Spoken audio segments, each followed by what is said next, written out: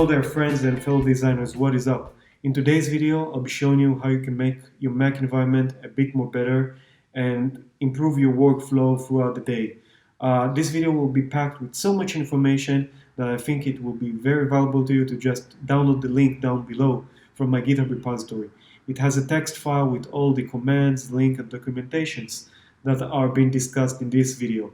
So let's roll up our sleeves and jump right in. Okay, let's start with Adobe.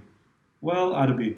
We all love them, we all hate them, we love to hate them, but personally, I don't use their apps all that much, but for some reason they like to run in the background and eat up some RAM.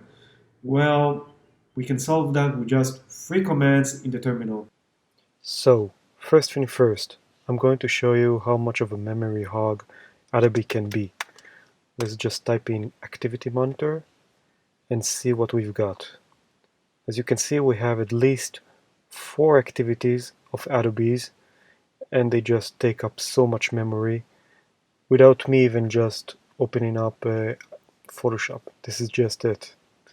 So what we can do about it is just go to Terminal, okay, which is a very funny name for application, but okay. Let's terminate everything down by copying these 3 lines right here, okay, and then I'm gonna paste it down and type in my password. Now if I go to my activity monitor, you can see that the activities are still there, and in order for it to take effect you need to actually log out or restart your computer. So let's do that. Okay, so now that I logged out and logged back in, you can see that I don't have any of Adobe's apps running in the background.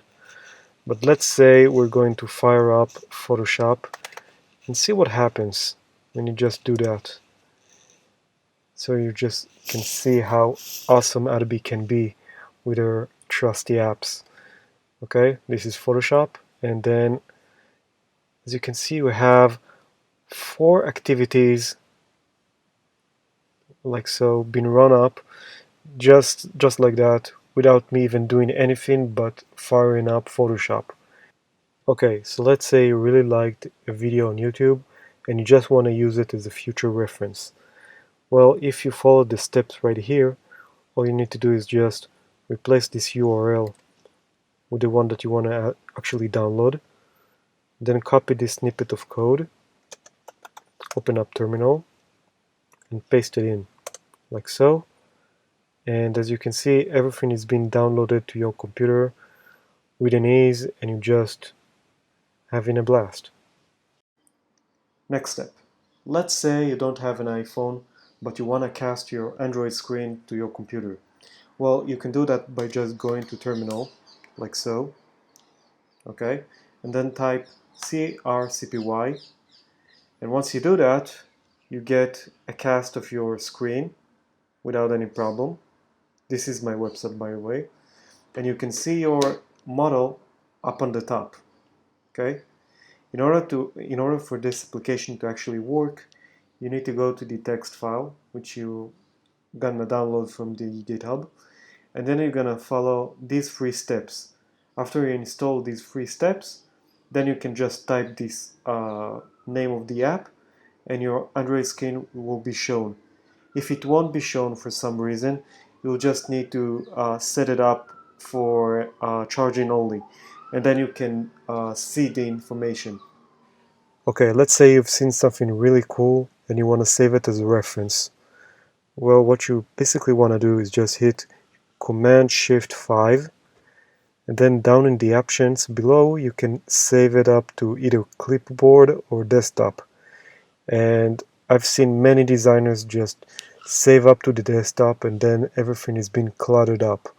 So I personally like using clipboard because you can basically do this and then go to your sketch and paste it up like so. Or you can actually use Command Control Shift 4, which is kind of like a piano lesson if you ask me, and then drag everything like that, and then you can save it like so. Okay, so let's say you're super happy about your design and you just want to send it out to your customer or your developer. Well, before you do that, I highly recommend just to optimize it beforehand. As you can see, the PNG here weighs in 469 kilobyte, which is almost half a megabyte.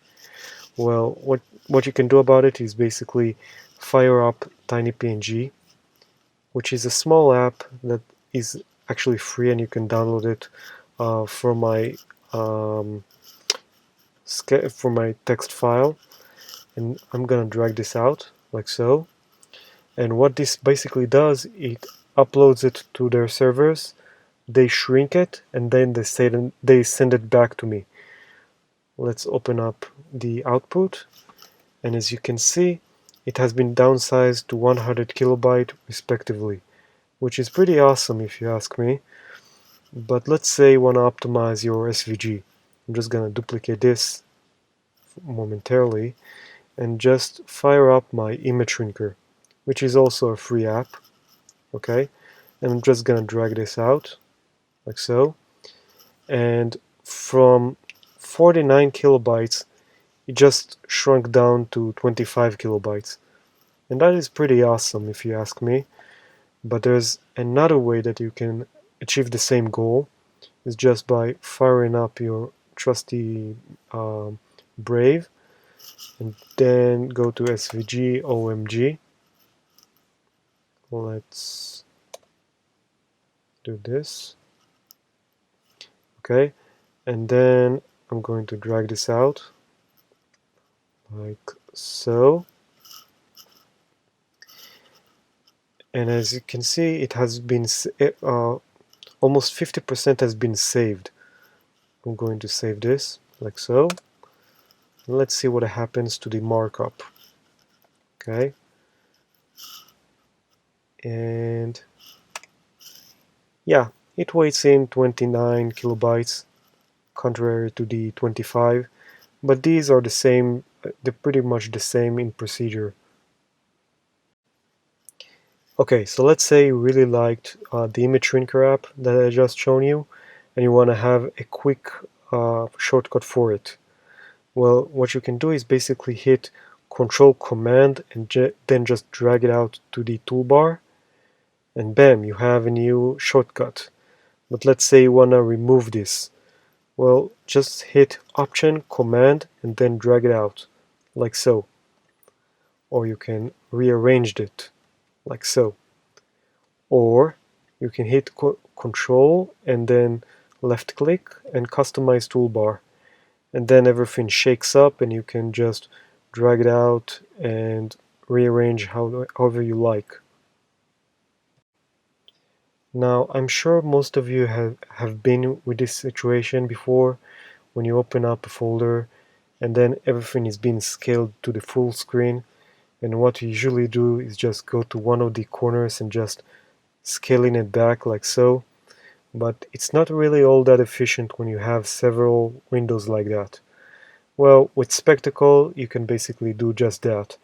You can tell it to center it, you can tell it to do an upper left, or even do with an Option command and one of the arrow keys like so, by just snapping it to either side.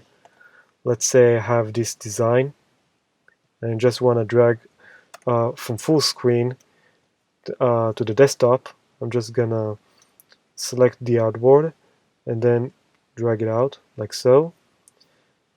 And then as you can see, I have the asset ready for me without me actually trying to shift around the window, just in the appropriate position for it to actually export it.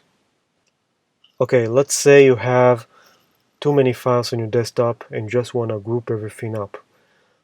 Well, you can do that. Let's select the files that you want to group and then hit Control Command N, and you have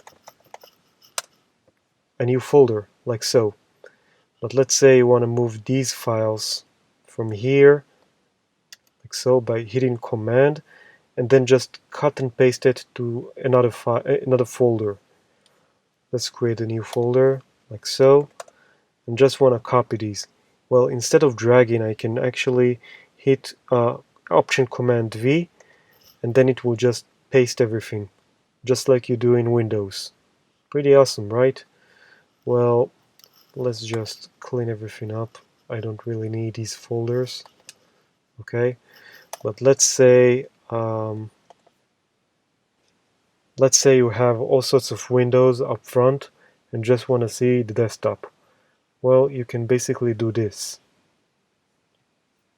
This little functionality called hot corners, and you can basically go to System Preferences, Mission Control, and then hit the hot corners button, like so, and assign to one of each of your screen corners a desktop, or any of the other actions that are available here, and then just press OK, and you can easily just do this and quickly see your desktop.